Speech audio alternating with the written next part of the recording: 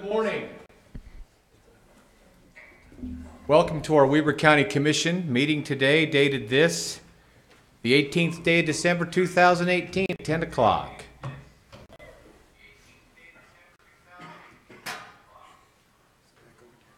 I'm Charlie McCarthy.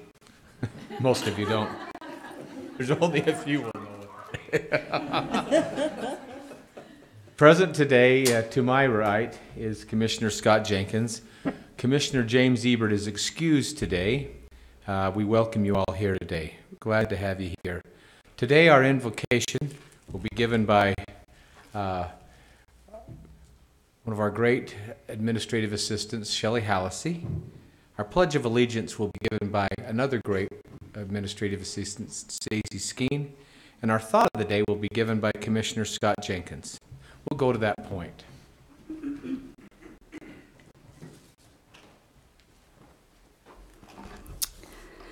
Our dear, kind, gracious Father in heaven, we're so thankful for the opportunity we have to meet today, to have our elected officials take into consideration the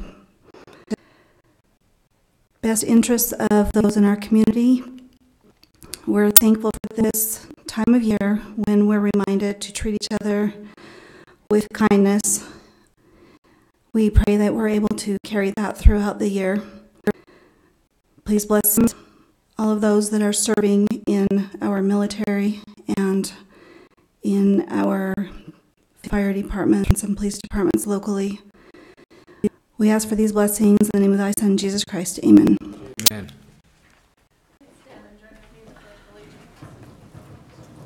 I pledge allegiance to the flag of the United States of America and to the republic for which it stands, one nation under God, indivisible, with liberty and justice for all.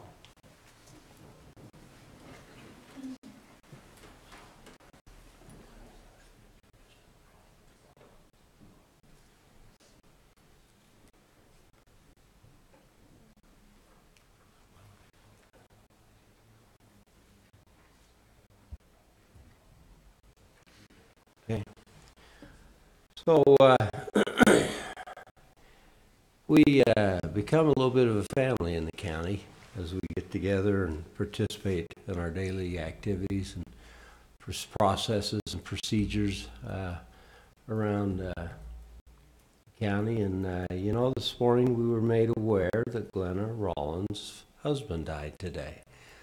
And we would appreciate it if you would all reach out to her and let her know that you feel the pain and grief that she's feeling today, and that we certainly would care to help her any way possible that she needs help at this time. This is hard. You get close to each other in here, and sometimes as close as you do in your own families. Immediate families, and so it's kind of tough. So anyway, I'd appreciate it if you do that today, especially this time of year, Christmas. This is a tough time of year to lose anybody, let alone a spouse. So my thought for today is to reach out and try to be better than you've been. Thank you. Thank you. Item number E on our agenda are public comments. For those of you who would like to address the commission with any comments or things that might be appearing or just anything that would be on the agenda, now is the time we would invite you to come forward and state your comments for public record, state your name and the place that you live, if you would. We'll do that now.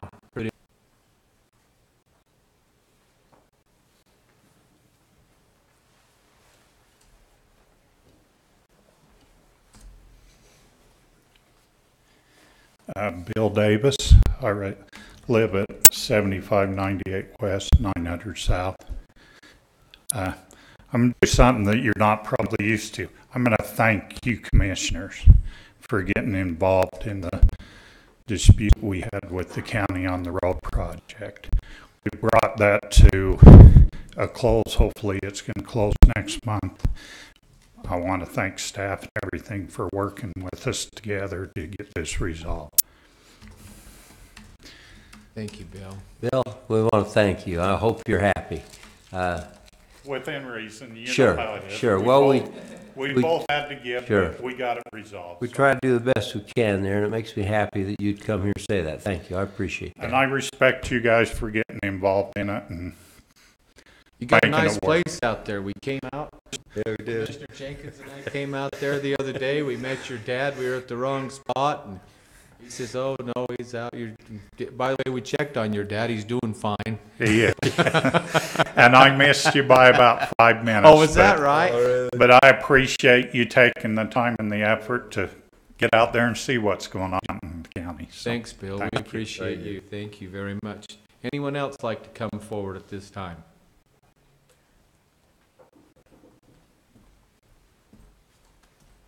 Good morning, Commissioners. Good morning.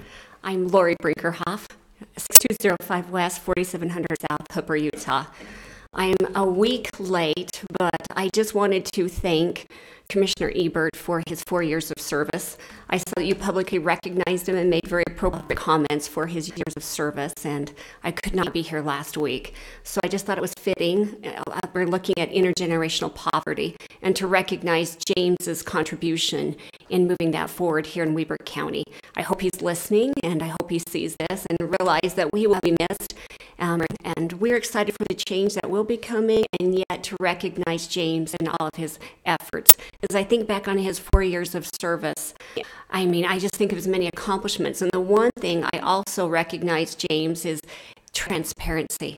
Quite often I'm not able to make these meetings in person, and I think he's been a huge motivation in making all of these meetings transparent. I can watch them, they're archived, and I do watch all of them. So I just want to recognize him and say thank you, and thank you to all of you for your service. It's a huge sacrifice, and yet it's one that's needed for Weber County. So I'm going to miss you, James, and looking forward to great things continuing in Weber County. Thank you, Lori. Any others? Tim, from our standard examiner, you're here. We welcome you. Anything you'd like to comment today? No. I just wanted to.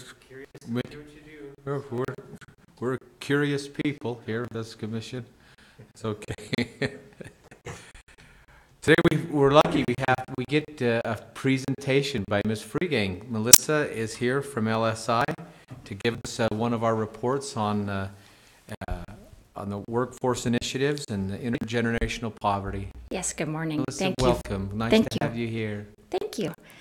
So I'd like to just iterate, I appreciate being able to work with Commissioner Ebert on this initiative. So a lot of what we'll see here is his great work, and then of course the leadership of Commissioner Jenkins already. So I'll dive right into it. We can certainly dive into some other areas if you guys would like, but I'll do kind of an overview, and then I'll wait for questions and let you guys, thank you, lead the direction that you want this to go. Very good. Thank you. So intergenerational poverty, as you know, has been a focus for Weber County for the last 2 years primarily.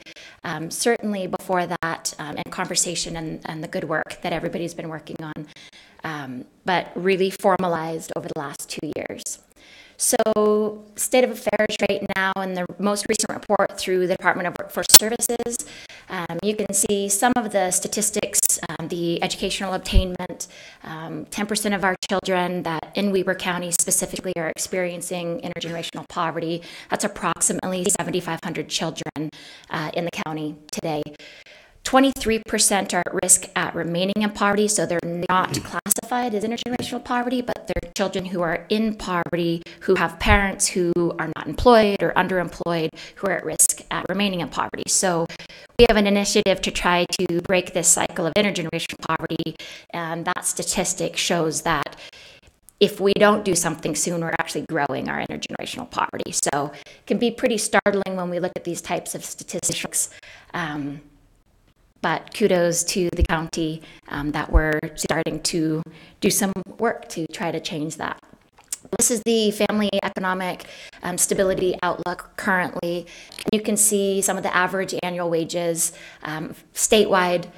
statewide IGP, and then Weber IGP. So in Weber County, our intergenerational poverty families are making less on average than even our Utah intergenerational poverty. I'm not sure that can be really compared, right? They're both in intergenerational poverty, and so we need to break that. But one of the key pieces of our intergenerational poverty approach is that it is very much child-centric, and we've always been child-centric, but we know in order to be child-centric and really mitigate the poverty that we're dealing with, which is, again, intergenerational versus situational, we have to take a two-generational approach. So we have to help both the children and we have to help the adults in this situation. So, Melissa, yes, you go sir. back to that slide. Oh, so these numbers on these education, 90% of the intergenerational poverty folks are high school education or below. Well, they lack education beyond high school. Yeah, that'd be right then what I said. Okay, I just want to make sure of that. So this is the housing situation. I know there's a lot of housing conversations and initiatives that are going on, but this is just a general outlook of our intergenerational poverty families. When we talk about housing and housing stability for our families, we really look at it as income and our families having to pay more than 30% of their family income on housing. And that's really the way we look at that. And I'm not going to go too in depth. I just wanted to point out where we're at currently with our statistics and really show that we're working on a two-generational but a holistic approach. So just to reiterate, the past 2 years we've been talking about what is intergenerational poverty, and we can see what it looks like in statistics, but how do we really get to some of these root causes? We know that intergenerational poverty, when you look at it from an anthropological standpoint, it's patterns of thoughts and patterns of behaviors that are handed down from generation to generation. So what are the artifacts of that? And we just went through some of the statistics and the artifacts, right? What does this look like? So when we're looking at these cycles or patterns, how do we break them? So for the past 2 years, the community's come together. As you know, we have a formalized bifurcated committee structure within Weber County. The Welfare Reform Commission is the lead agency. Commissioner Jenkins is the chair of that. Marlon Jensen, who has presented to you before, I think 3 months ago or 3.5 months ago, is the chair of the Intergenerational Poverty Advisory Committee. So the Welfare Reform Commission is made up of our executive directors from our government branches, the Department of Human Services, our 2 superintendents, our health department, Department of Workforce Services, etc. And then our Intergenerational Poverty Advisory Council is made up of all of our other stakeholders, our spiritual leaders and our nonprofits and our government entities as well. So everyone who is working on this come together at the advisory committee level as well. So what last year in 2017 we wrote a strategic plan, and the strategic plan really centered around this core mission of a child-centric approach, and Commissioner Ebert was the one who really came up with this, and the idea is that if we're trying to mitigate intergenerational poverty, how do we know we've moved the needle? Well, a lot of times you're not going to know that for a generation. So the community has come together and said, well, let's create a community where all children can exercise the power of self-determination. If a child wants to become an engineer, how do they do that? Do they have the resources and access to those types of pathways, not only in education, but in other ways? So when we talk about welfare and we talk about poverty, we often talk about the physiological needs, right? Housing and food and shelter, and those are all critical, as you know, in Maslow's hierarchy of needs. What Weber County is doing very differently than anyone else, not only in the state, but really in the nation, is approaching this from the universal psychological needs, especially for children, around belonging, right? So belonging, mastery of skill, and autonomy. So those are all universal, and those are the things that we're also talking about, as well as the physiological needs. So for the past 2 years, this is the intergenerational poverty structure or organization. I'll go through it really quickly. The health and well-being are really the components that the Department of Workforce Services has said. We believe these are the indicators of child health and well-being. They are comprised of 4 parts: housing, family economic stability, education, and early childhood. There's a lot of work around that for the past 6 years. The state's been working towards that, and those are the components in that health and well-being. That inner circle is child self-determination. Access and equity are issues like, do we have policies that are inherently inequitable, that are barriers for people to try to get themselves out of poverty? Access is access to healthcare, access to role models, etc. Dignity is this sense of self-worth. Are we treating all of our citizens with dignity and providing these opportunities for these trusted relationships? We know that research bears out that meaningful adult relationships with children, all successful people have at least one meaningful adult relationship. And you hear people say, well, my grandmother or my mom and dad or my teacher, my coach, right? When we talk about success in adulthood. And then the resiliency piece, that's really the adverse childhood experiences side of things. We know that resiliency, when children have resiliency skills or people have resiliency skills, that trumps ACEs. The family resiliency side is this 2-generational approach where we can help adults. If adults have income and access to housing, as an example, then we can stabilize the health and well-being of children. And then the community resiliency piece is this work around policy and funding, and how do we come together collectively to make this difference. So currently where we're at is the Weber County Commission, and you can see the bifurcated committee structure that I just shared. You've hired me as the strategist to implement some policies. Part of my scope of work is to go after funding streams, and we've gone after 2 and have been awarded 2 grants. So pretty exciting stuff. So the ROAR grant is in Roy, and it's the ROAR stands for Roy Opportunities for After School Resiliency. It's a 3-year contract totaling about $273K, and it's partnered with the Boys and Girls Club in the Weber School District. And the idea here is that we are intensively working with a cohort of intergenerational poverty children, that we have a family and youth advocate that's working with this cohort of children in the schools 4 hours a day. That same cohort goes to an after-school program at the Roy Hope Center with the Boys and Girls Club. And then we're providing these resource integration skills for the parents to help them access better jobs or resources to wrap around that family economic stability. So the idea is to increase their literacy, increase their numeracy, help them decrease the time that they're out of school, as an example, give them access to mentors. So it's that same structure that we were talking about, and this is how we're implementing it in Roy. The ICANN project is really exciting. It's that stands for the Integrated Community Action Now. It's a 1-year grant through the Department of Workforce Services as well, and it is a integration piece. The focus is really centered on the adults.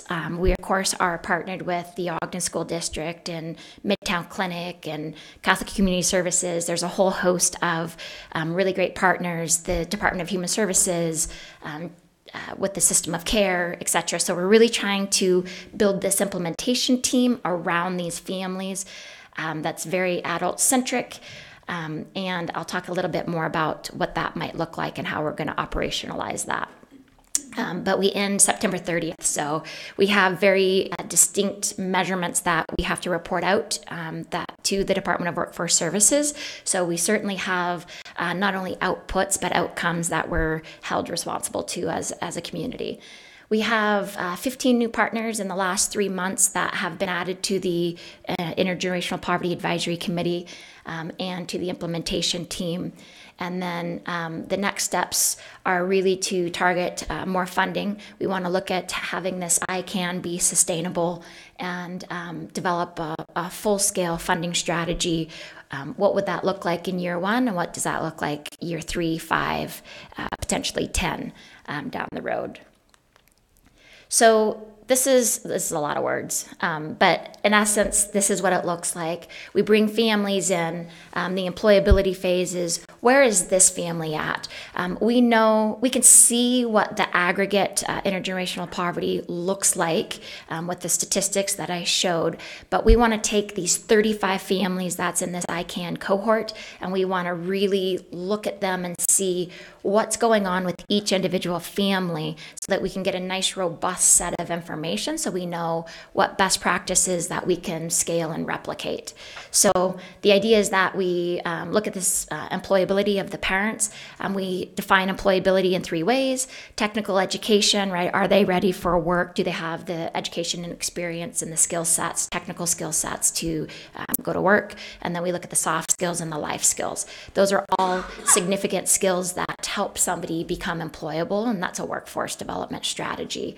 Then the experience piece is actually getting them into work or internships or community service, however we build that person. That starts to instill a growth mindset, and then the enrichment is to continue to work with these families.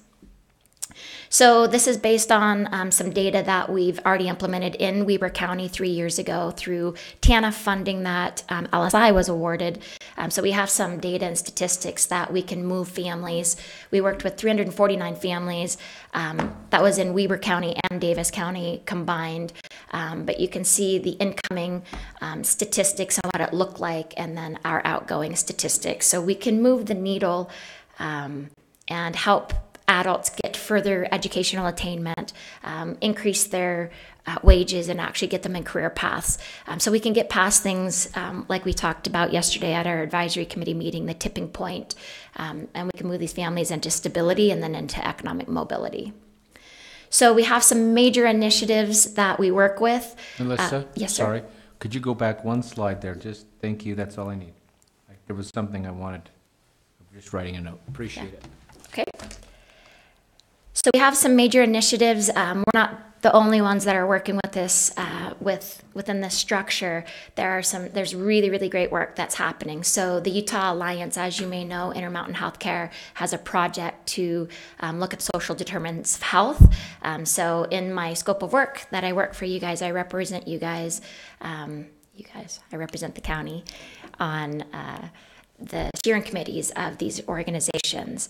And so we represent intergenerational poverty on these initiatives. And so a lot of times when these initiatives are moving forward, we're supporting them and then bringing back those best practices so that we're really complementing what's going on and supplementing and supporting rather than duplicating efforts.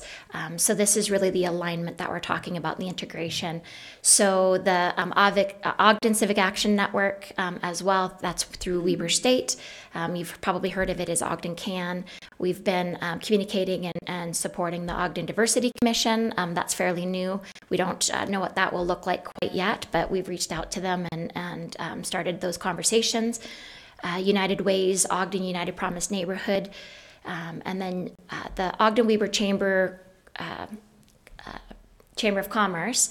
Leadership Northern Utah last year had a career path pilot, and we've engaged 5 employers already who have said, if you have intergenerational poverty families, we will give them an internship or a job, whether it's the youth coming out of school or summer employment or the adults. So they're already engaging from an employer standpoint to say, we want to be a part of this intergenerational poverty. We want to use this initiative not only to be meaningful and a part of our corporate responsibility, but as a potential workforce strategy. And then I've already talked about the new partners. The map This is really the geographic footprint of the key initiatives. So you can see, obviously, Weber County is in lime green. The two purple areas are the Utah Alliance. Those are the zip codes that they're working their initiative. The turquoise blue is the United Way's Promise Neighborhood footprint. And then you can see the orange area is Ogden Can's footprint. That's the East Central neighborhood. And what we've done is through the Integrated Community Action Now cohort, 35 families will be from the intersection of all of the initiatives, which is that orange footprint area. We know our poverty and our intergenerational poverty is concentrated in that area. However, with that said, we also know that we have families, about 400 families experiencing intergenerational poverty in Roy, which is why we also wanted to make sure that we had another focus outside of the Ogden area. And with that, we are done. Wonderful. Wonderful presentation. Thank you. Commissioner Jenkins, any questions or comments? Oh, I don't really have any questions. I've been involved with this almost from the beginning. This is hard. We were made aware of a study yesterday that came out recently that talked about people in intergenerational poverty, and so many of them are relatively happy in intergenerational poverty. So until you can change somebody's attitude, and you can't make them move, they have to want to move. And this is a tough deal that we're trying to tackle here. And I'm glad we have Melissa on board. She's a ball of energy and keeps this going. And it'll be interesting to see what happens when we're done with this and if we can move the needle. The goal here, of course, is to do something that's scalable, that we can move along, right? Not just for Weber County. So it'll be interesting to see where this goes. I respect that very much. I respect the fact that people get used to where they are, where they have been, where their families been, and sometimes we who get to experience simple things like automobiles don't realize how convenient they can be for transportation. But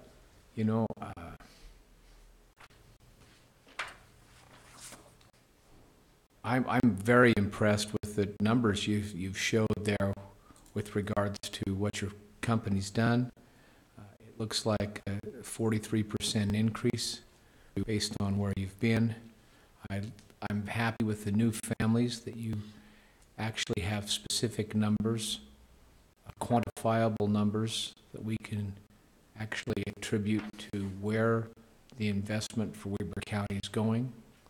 I respect what Commissioner Jenkins has said, that it can be difficult to get people to change, but you do that through youth.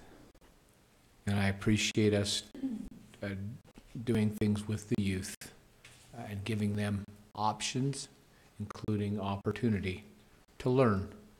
And really to perpetuate good is our end goal, and the numbers that were substantiated with your report show that, and I appreciate that. Thank you, Melissa. Do you have any questions for us? No, sir. Thank you. We appreciate your presentation today. Thank you. Thank you. Commissioner, I received during your presentation a call from Commissioner Ebert, by the way, and he appreciated the nice comments that were said about him while he was gone. So you mean he's watching? Well, he heard a little bit, but the call also, he followed up with a little picture, and he's I'm just going to let that be the picture that answers. Okay, we're going to move on to our consent items.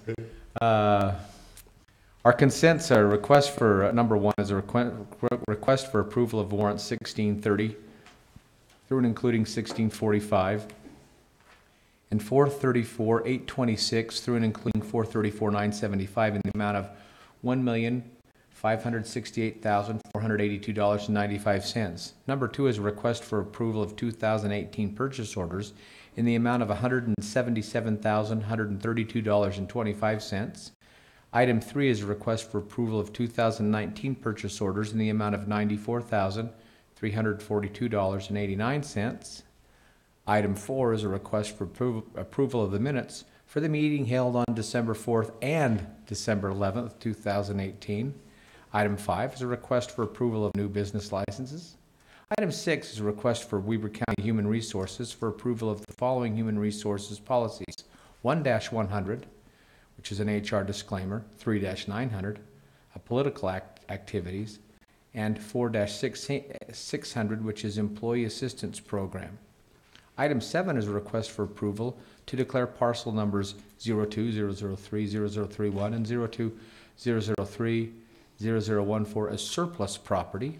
Item 8 is a request for final approval of DM Hadley subdivision consisting of 5 lots located at approximately 4300 West and 3300 South in Ogden. Item 9 is consideration and action on a request to dedicate area fronting Charlesworth Estates subdivision to Weber County located on 4000 North Street, a public right-of-way. Item 10 is a request from the Weber County Tax Review Committee for approval of a refund in the amount of $295.32 on parcel number 09-317-0002 due to incorrect calculation of a basement finish. Item number 11 is a request from the Weber County Tax Review Committee for approval of a refund in the amount of $600.55 on parcel 23-013-0062 due to a discrepancy on the property's acreage size. Commissioner Jenkins, any questions? No questions. Mr. Lynn Taylor, great to have you here today. Will you give us a synopsis or a rundown on those things? Absolutely. Thank you, Commissioner. For 2018, we had 17 purchase orders totaling $177,000. Largest of these were 40% or $71,000 to the jail for stab vests and AV equipment. 31% or $55,000 to IT for uninterrupted power supply, AC maintenance, software, and hardware. 14% or $24,000 to the gun range for cameras for the 300-yard range, and I understand we have grants to offset a lot of that.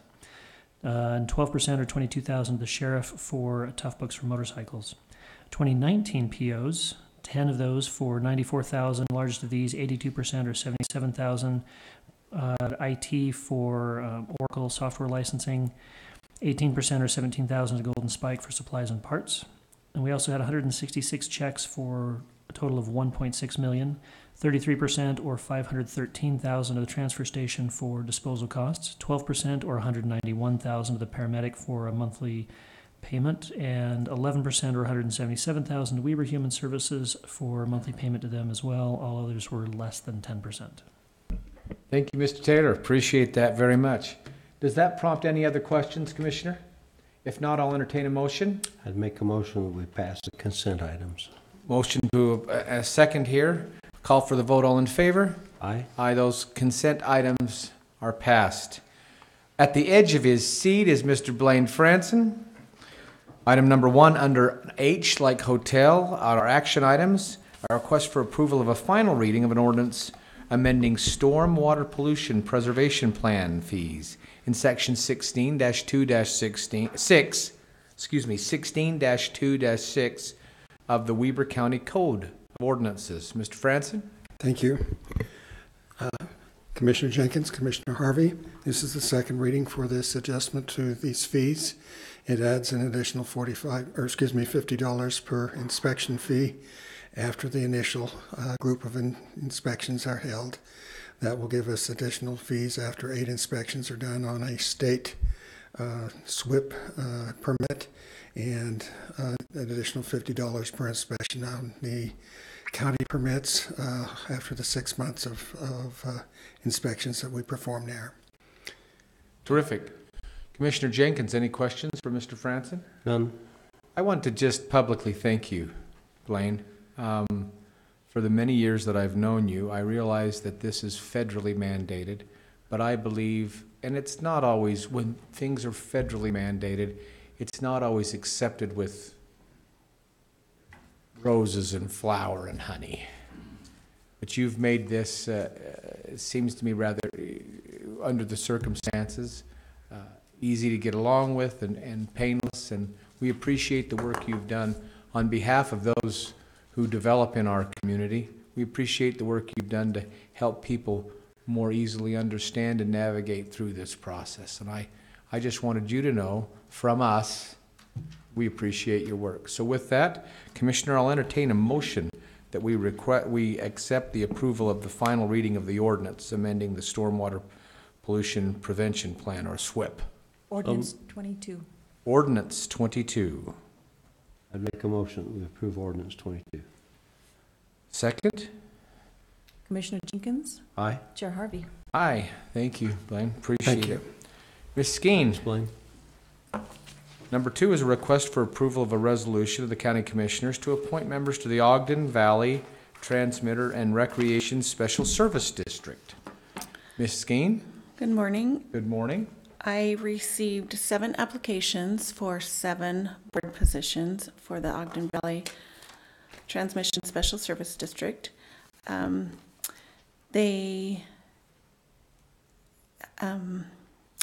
We're going to be, you have some names up there, you'll be drawing for 3 members to expire in 2020 and 4 members to expire in 2022 to establish the board in the beginning, and then they'll all be 4-year terms from then on out.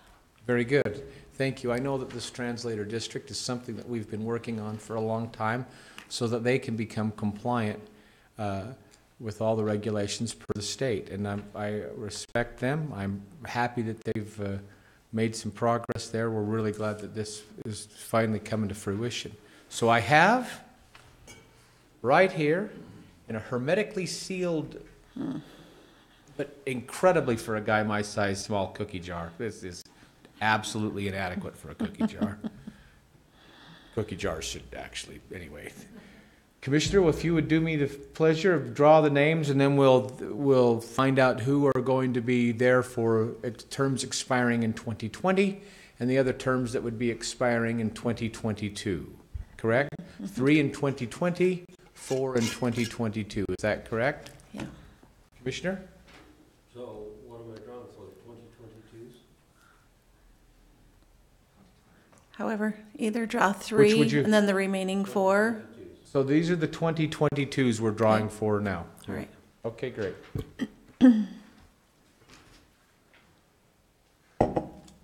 2022, Greg W. Anderson.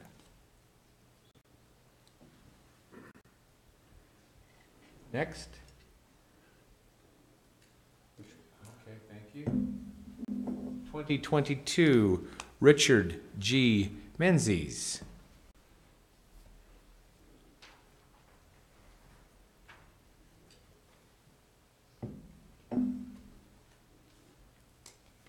Brett Allen.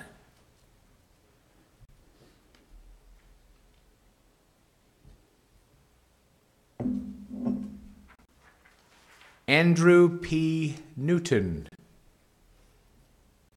The other remaining 3 then we could just say would be the expirations will be here. 20. Or 2022. So Commissioner, I'll entertain a motion that we accept the members as presented, enlisted of preference from the translator station. All members, the first 3 the members would be 2020, and members Newton, Allen, Menzies, and Anderson, 2022. So moved. It's a resolution. I'll second. 64. Commissioner, Go ahead. Commissioner Jenkins Aye. and Chair Harvey? Aye. Thank you. Thank you very much. As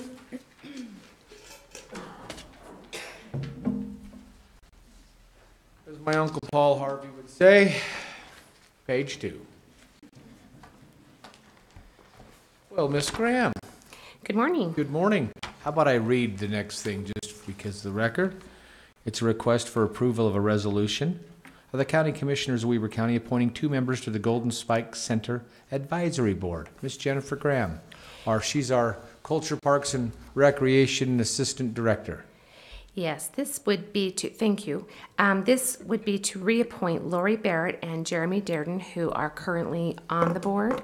Lori has served one term, and Jeremy has actually only served a portion of a term he filled just earlier this year. So both are willing to continue serving, and the board has asked that I move them forward for consideration. Serving on that board, I see no issues with that, Commissioner, and would entertain a motion that we accept the names Lori Barrett and Jeremy Dearden for the members of the Golden Spike Event Center Advisory Board. Fatima, is there a resolution number? 65. 65. I'd make a motion we approve resolution 65. Motion and a second. I have a second on that. Fatima? Commissioner Jenkins. Aye. Chair Harvey. Aye. Thank you, Ms. Graham. Why don't you just stay right there, if you would, and let's move on to item number 4, or H4, which is a request for approval of a resolution of the County Commissioners of Weber County appointing a member to the Weber County Creative Alliance Board. Yes, thank you. This is Melissa Klein, who is currently the Executive Director of the Ogden Symphony Ballet Association. Emily Coons, who was the former Executive Director of the same organization, took another job, and her term was actually expiring in December anyway. So the board would like to recommend, the current board would like to recommend Melissa Klein fill the position on the WCCA. That presentation, Commissioner, I'll entertain a motion for resolution number 66. I'd make a motion we approve resolution number 66. Second? Commissioner Jenkins. Aye. Chair Harvey. Aye. Thank you. Thank you. Thank you, Ms. Graham. Mr. Anderson, the next two things on the agenda are for you. Item number H5 is a request for approval of a contract signed between Weber County and B2 Land Services LLC for right-of-way acquisition services. Good morning, Commissioners. Good morning, Mr. Anderson. Both number 5 and number 6, these are both acquisition agents to do our right-of-way for 2550 South and 3300 South. We actually sent it out as a pool and got these two awarded. So it'll give us the ability, once the work comes up where we need to choose the two, we'll just get costs from them and just choose a low cost to get that work done. So the first one would be B Squared Land Services. Okay, that'd be great. Any questions, Commissioner? Entertain a motion for item number H5 for B Square Land Services. I'd make that motion with I want to say good morning to you. I got kicked in the leg here because I didn't say that when you said good morning. And it hurt. So anyway, good morning. Motion to approve. You're lucky I don't have my steel toes. Yeah, there's my church shoe there. Okay. So motion and a second. All in favor? Aye. Aye. Motion carries. Item number 6, Mr. Anderson, is a request for approval of a contract signed between Weber County and Bonneville Acquisition for right-of-way services 3500 West. It's just with Bonneville Acquisition. Any other explanation, sir? No, just you mentioned 3500 West. It's actually 3300 South or 2550 South. Thank you very much for the correction. I stand corrected. Commissioner? Motion to approve. Motion and seconded. All in favor? Aye. Aye. Motion carries. Thank you very Thank much, you. Mr. Anderson. It is a good morning, by the way. It is a great morning. Thank you, Commissioner. Item number, Mr. Barron, it's going to be covered by Mr. Crockett today, or is it Mr. Erickson? Is it Mr. Crockett? Oh, that one. Thank you very much. It's a request for approval of contracts signed between Weber County and the following individuals for indigent defense attorneys: Francisco Roman, Nathan Carroll, Jason Widdowson, and Sean Condy. Mr. Crockett? Thank you, Commissioners. One of the defense attorneys that contracts with the county for indigent defense services recently decided to give up that contract, and so we had a need to fill that. He had a full contract, but in interviewing and going through the process of how to fill that, the decision was made to split that into 2 half contracts. That would be with Francisco Roman and Nathan Carroll. Some additional assignments with Francisco was there's a need for immigration advice pursuant to indigent defendants' Sixth Amendment rights, if that is an issue. And so there is a portion of the contract that is allocated towards that. With Nathan Carroll, there is also an additional assignment to help out with mental health court calendars. With Logan Bouchel giving up his contract, he also had some additional assignments that needed to be added to other contracts that we already had in place. Other attorneys had to take on those assignments. Jason Widdison would take a DUI court assignment, an additional responsibility, and then Sean Condi a drug court calendar assignment. And so we prepared those contracts, provided them to the commission, and present them for your review. Very good. Thank you. Commissioner, any questions? No questions. Entertain a motion. Motion to approve. Motion and a second. I'll call for the vote. All in favor? Aye. Aye. Motion carries. Thank you. Commissioner, this next one, I don't see the petitioner. Well, I sure do. Daniel's here. Thank you very much. It's a request for approval of voting district or precinct changes. These, because we've done some different things as it relates to islands in Weber County, different things. Daniel, I'm going to let you explain this. They're written here. I'll just, for the sake of repeating them for the record, I'll go through them quickly. It's a request for approval of voting precinct changes as follows. A proposed change number 1 is WCS 001 to merge to SOG 003. Number 2, the proposed change number 2 would be WCR 002 to merge into Roy 008. Proposed change number 3 is WCR 002 west of 3500 south to merge into Roy 006. The proposed change number 4 is WCR 002 east of 3500 to south to merge into Roy 005. The proposed change of number 5, I'll restate. The proposed change number 5 would be annex part of HPR 005 to merge into Roy 001. Proposed change number 6 would be the West Haven 004 DHR served by Hooper Water North Sewer District to merge into West Haven 003 or WHV 003. The proposed change number 7 would be to merge CNY or Canyon 001 into HTV or Huntsville 002 into a new precinct named Valley or VLY 004. The proposed change number 8 would be to eliminate Lake or Pineview Reservoir, that's just the water only, and merge it into Valley or the VLY 004. And the proposed change number 9 would be to eliminate what's called unknown, right, UNKN, and merge into SOG 005. Daniel? Correct. Good morning. Good morning. Glad to have you here. Thank you. This represents some great work. Tell us about it. So in preparation for the 2019 Municipal and Special Service District elections, we would like to make some adjustments to 9 of our voting precincts. I'll preface my remarks by saying that all of the voters affected by these adjustments will remain in the same legislative, school board, and city districts in which they currently reside. No representation changes will be made with any of these adjustments. Proposed changes 1 through 5 are all a direct result of the recent annexation of unincorporated parts of Roy into Roy City, and also the Ogden Golf and Country Club was annexed into South Ogden City. So this does require us to eliminate the unincorporated precincts, and all affected voters will simply be merged into their nearest city precincts. Proposed change number 6 involves 2 sub-precincts that are serviced by the North Davis Sewer District and the Hooper Water Improvement District. One of these sub-districts only has 5 voters, so we would like to merge these 2 together to make one larger sub-precinct. It does require one subdivision that is currently in the West Haven 4 precinct to be moved into the West Haven 3 precinct. Proposal change number 7 affects Canyon 1, which is the Ogden Canyon, and then Huntsville 2 is the southern unincorporated part of the Ogden Valley. In terms of numbers of voters, the Canyon 1 district has a relatively few number of voters in it, so we would like to merge these 2 together just to create one larger precinct. We are also requesting that we rename that precinct to Valley 4. This renaming will create a uniformity with the 3 other unincorporated precincts in Ogden Valley, which are Valley 1, 2, and 3. And then the last 2 are 2 precincts that are uninhabitable. One is simply Pineview Reservoir.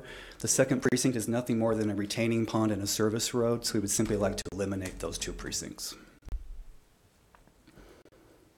And I would like to reiterate again that these adjustments are not politically motivated. No one's representation will be changed as a result of any of these adjustments to the lines.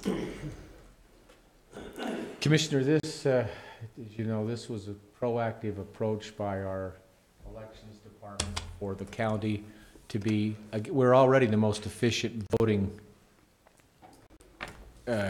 county in the, efficient, we have the most efficient election process in all 29 counties in the state of Utah, but yet they saw ways to even improve our existing efficiency, and this just takes that action to do so. So with that, Commissioner, I'll entertain a motion. So the only question I had on this whole thing Or a question? was proposal change number 7, where we merged Canyon 1 into Huntsville 2. Mm-hmm. And then changed the name to HV4, HVY4. Anyway, that didn't seem quite the proper thing to do, but when we sat down and went through the whole thing, I couldn't come up with a better idea.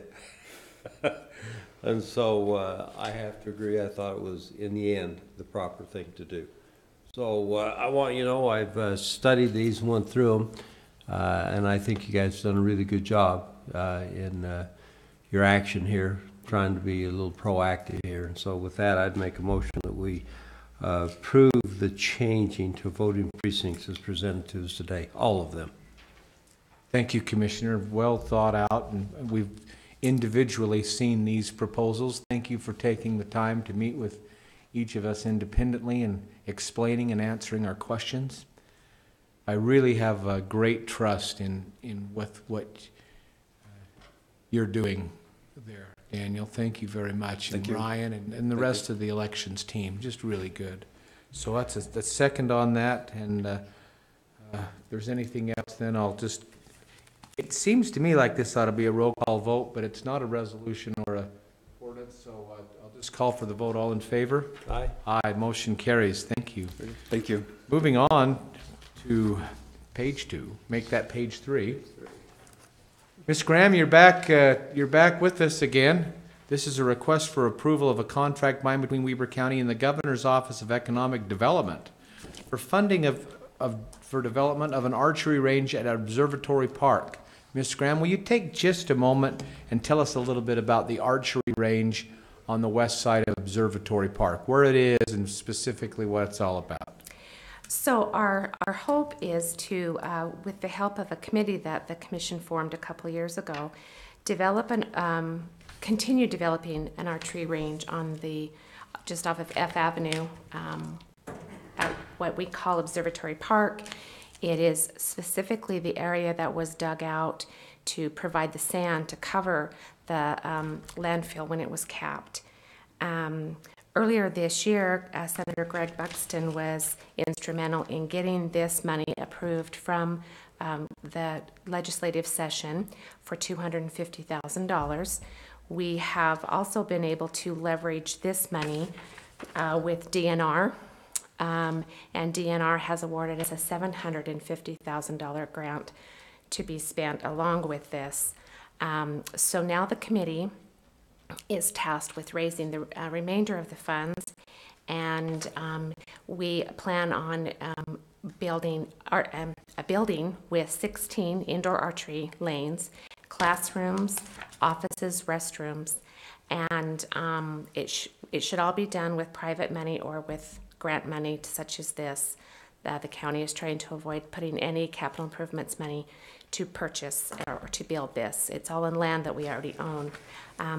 There already is the field archery range in operation out there, and again, that is 20 targets, 16 shooting stations, and so once completed, it will be a nice little complement to that area and adjacent to Fort Buenaventura. So we plan to advertise and promote leagues and tournaments and just everyday use for the citizens. Terrific. Commissioner Jenkins, comments or questions? Well, this is one of those deals where you say, is the money we got worth what we're going to put into this? And anyway, in sitting with Jennifer and Marty the other day and another little group that we had together, we come up with some ways that we think we can stretch that $1 million to get a lot further on the project than we initially did. So, you know, you have to take these steps incrementally as you can afford to take them. And I felt really comfortable when we finished our meeting, and they talked to me today. We talked about it, and they've say that that's the direction that they're planning to go. So with that in mind, I feel pretty comfortable. So I'd make a motion that we approve item number 9. I'll second that motion with one little comment. One of the things we learned when the World Cup of Archery was here at the Golden Spike Event Center.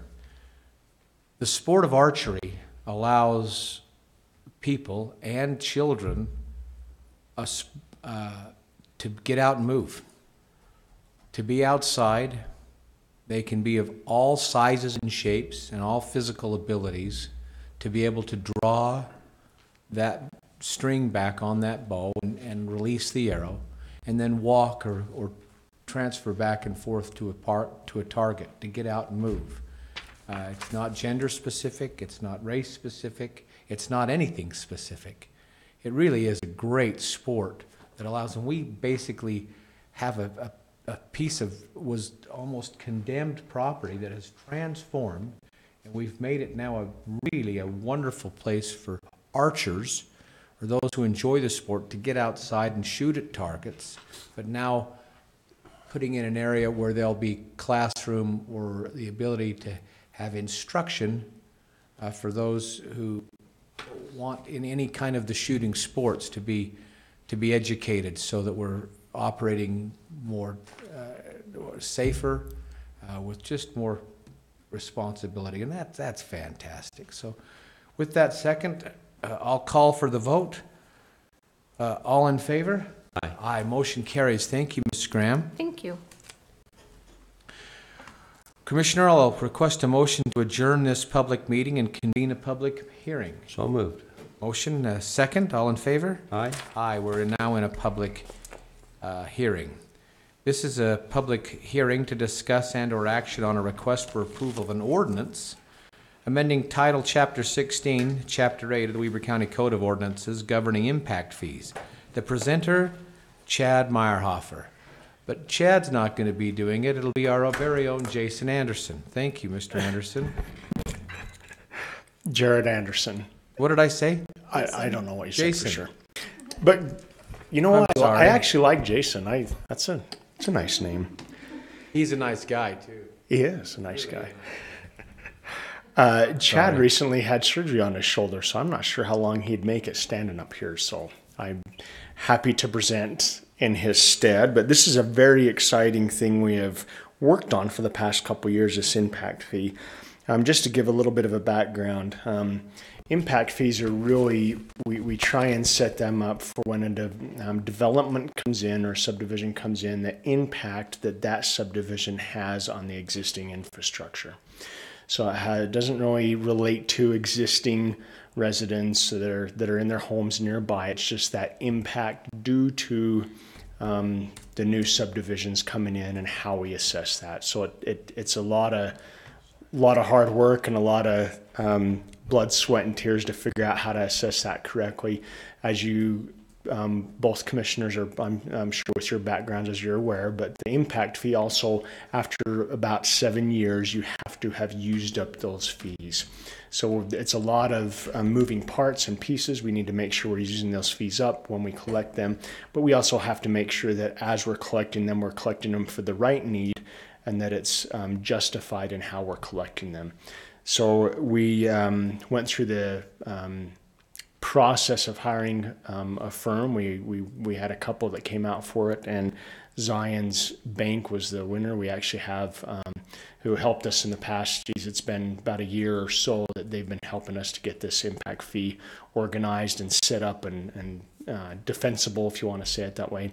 We have Susie Becker with us. If you have any questions for her, she's Vice President of Finance. Does that sound right, Susie? Municipal Consulting Group. There we go, Municipal Consulting Group.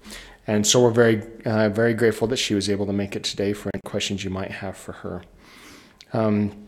So I don't want to go into too much detail unless you have questions on it, but the process is to go through and see for what areas and for those that are coming in and the impact on that existing infrastructure. So as they analyzed this and said this is the approximate impact we'll have on, for example, storm drain or trails, or then they're able to come up with a number and say due to this kind of impact that these subdivisions will have coming in this area, this is a kind of fee that would be justified to be able to upgrade the existing infrastructure due to that impact. So it's a long process. But I'm actually pretty excited with what we've come up with.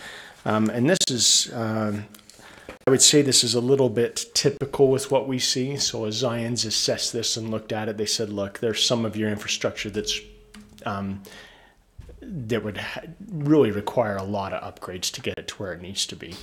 And we say, yeah, we understand that. But we also understand we can't charge the residents a great amount for something that hasn't been working really well in the past anyway, and will continue to not work great, but there is some kind of impact to that. What happens when they come through is they say, this is what, Weber County, this is what you could charge.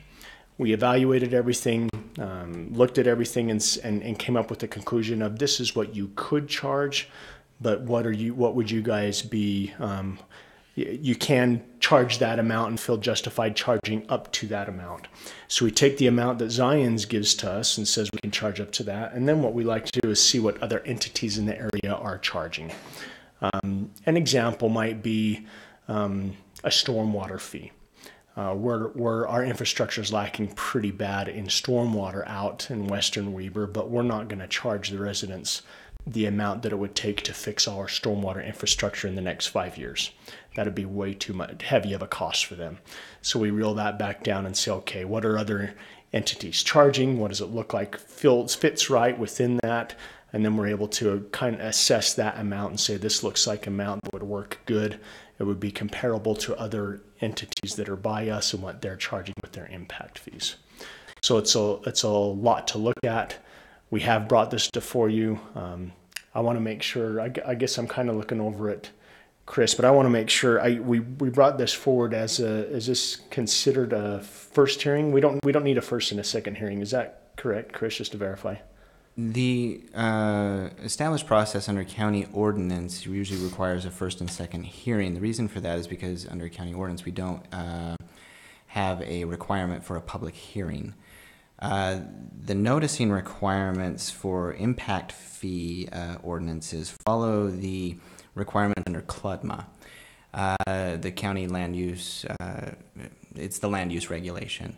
And so under that, an ordinance can be enacted without a second reading after you have done a public hearing. So I believe there's sufficient justification if the commission decides to do so to enact this ordinance immediately, well, depending on what input they get from the public.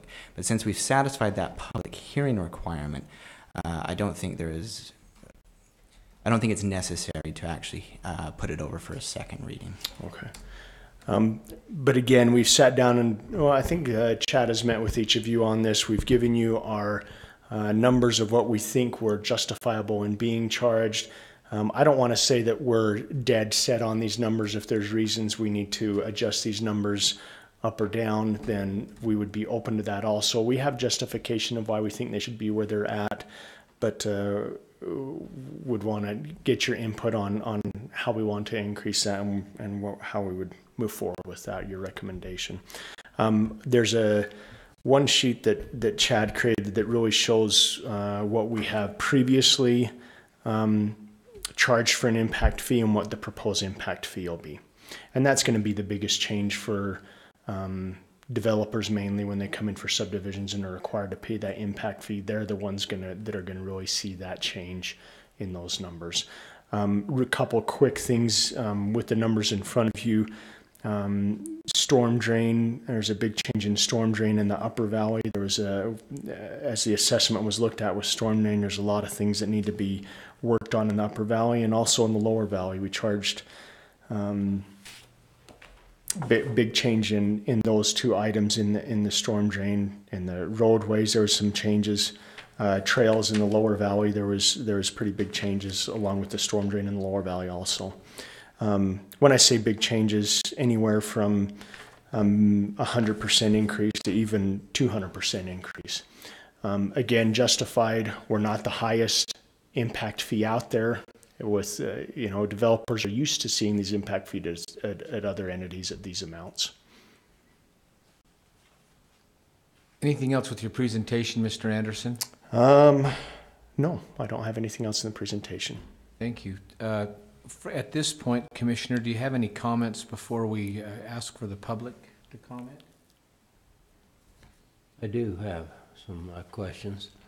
So you say there's a comparison in here between the old and the new? This is the old. Oh, I thought that too, but it isn't. This is unincorporated. Ogden Valley. Weaver. Yes, please. Thank you for clarifying that for me. Thank you. Thank you.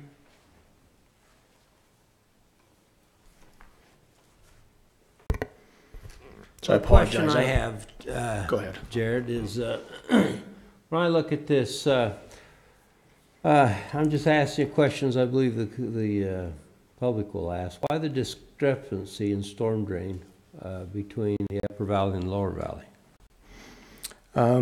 Previously, I can't speak to the current impact fees that are being charged, but as you can see in the current impact fees, storm drain for the upper valley is approximately $1,600, and in the lower valley is approximately $300. Now, I don't know how they assessed that 10 years ago when they did that impact fee analysis, but as the past 8 years I've been here and I've been looking at the infrastructure and the needs that we have on that infrastructure in the lower valley, there's a lot more needs than what that existing impact fee quantified for. We really tried to tell Zions, we need you to look at this. It's got to be defensible. It's got to be a thing Right. that we're evaluating it all, and that'd be the only response I could think of. Is it the understanding of all the infrastructure and where it's at and what the needs are when a new development comes in and that impact on that. So we have our municipal services, we divide them up between incorporated areas and unincorporated areas. Well, now you've divided them again between the upper valley and the lower valley. So my question is the difference enough that you charge a different fee?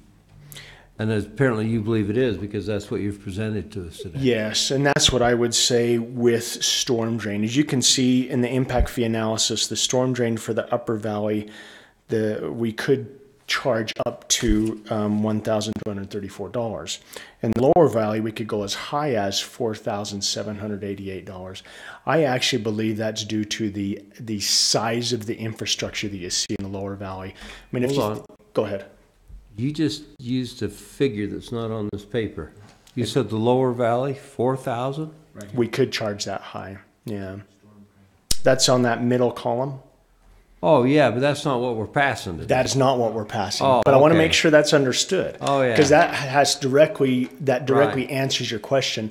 In your study, you analyzed in the it study, to and be that I high. think the easiest way to understand that for the residents is all the water's coming down into the bottom of the bathtub, if you want to say that. I mean, the lower valley is where all these watersheds are coming down to.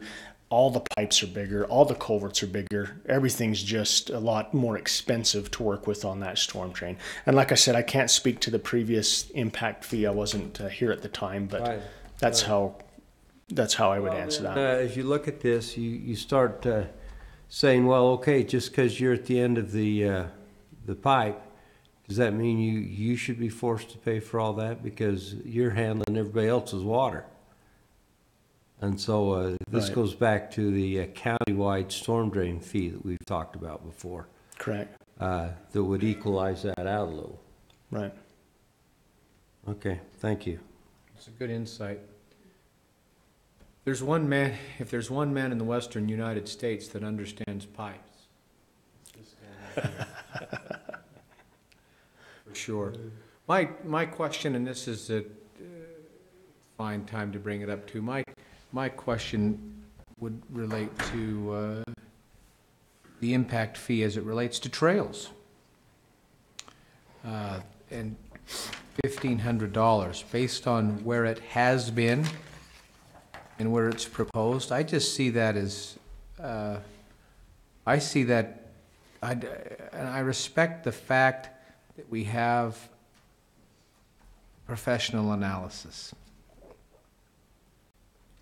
That's just to take that bite so quickly is a big deal to me, and I really am a proponent of trails. So I'm a little conflicted because one, when you have trails and you need ongoing funds or one-time funds to not just build, but to maintain especially what we have, it's fantastic. It's important to just, on record, to remember the Golden Spoke. The Golden Spoke ride we had earlier this year, which was the connectivity of trails all the way from Ogden Canyon, clear down through Davis, Salt Lake, and Utah County into Provo Canyon, the second largest contiguous paved trail in the United States. We love trails here. We're good at them. We do a great job. But that impact fee of $1,500, I'd like to see reduced maybe down, another 15% or so to $1,250. Commissioner, that's the one thing, but that's up at the top, not to exceed. That'd be only my only suggestion or recommendation. As we've seen some of these figures before and looked at them, as I've thought about it and studied them, that'd be my only recommendation, is that we look at these proposed fees and make the adjustment to that trail fee. But I'm sorry, I haven't done enough homework to understand what the potential future impact of that would be. So also admitting my own fault there. You know, and that's hard to answer what the future impact would be. It's definitely an increase, though, from what we're charging right now. And I think what you're looking at mainly is the difference in the lower valley fee. That's quite a big increase. So that's it. That's exactly what I'm looking at. Okay. And we were also looking at I don't know if you have this copy or not, but we did an analysis of all the impact fees of the entities around us. Their trails and parks. So they're also including a little bit of money for parks. So when you talk about growth in Weber County, it was amazing to me recently to find out how many building applications or permits we currently have. What was that again, Commissioner? 521 currently on the books right now that are either approved or being approved. 521 just for us unincorporated Weber County. That doesn't include the cities. And so that growth is happening. And we can anticipate at least that, and that's just currently, or more to come. So we have to be prepared as we talk about development in other places in unincorporated Weber County. It would be irresponsible for us not to address these things.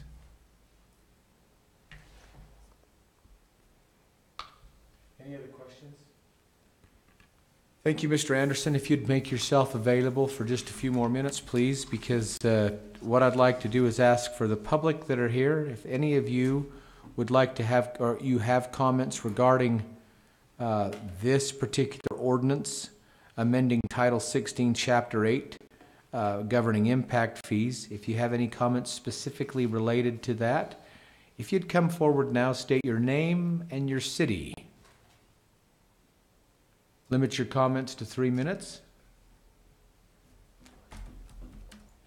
None being heard, Commissioner, I will entertain a motion to adjourn our public hearing and reconvene our public meeting. So moved. Second, all in favor? Aye. Aye. We're back now into a public, meeting. An action on the public hearing.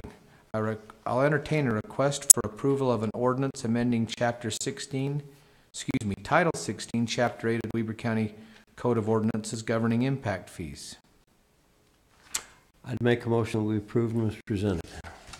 Ordinance 22. Without any corrections to trails? That's what I made.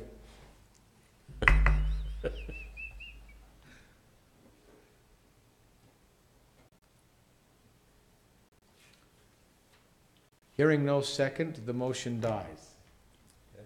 I'll entertain it. I'll make a motion that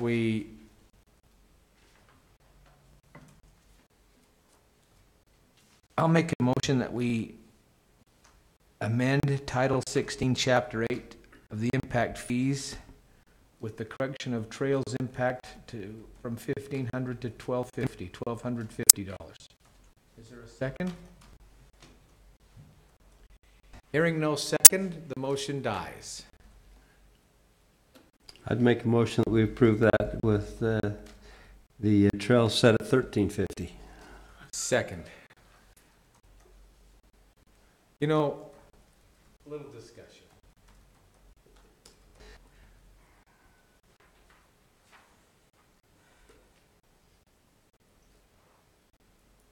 I absolutely enjoy working with Commissioner Jenkins. It's a privilege. I'll call for the vote. All in favor? Aye. It's a roll Aye. call, Commissioner. Roll call, thank you, because it is an ordinance. Thank you, Fatima. Commissioner Jenkins? Aye. And Chair Harvey? Aye. That motion with that amendment carries. Comments, Commissioners, item number J.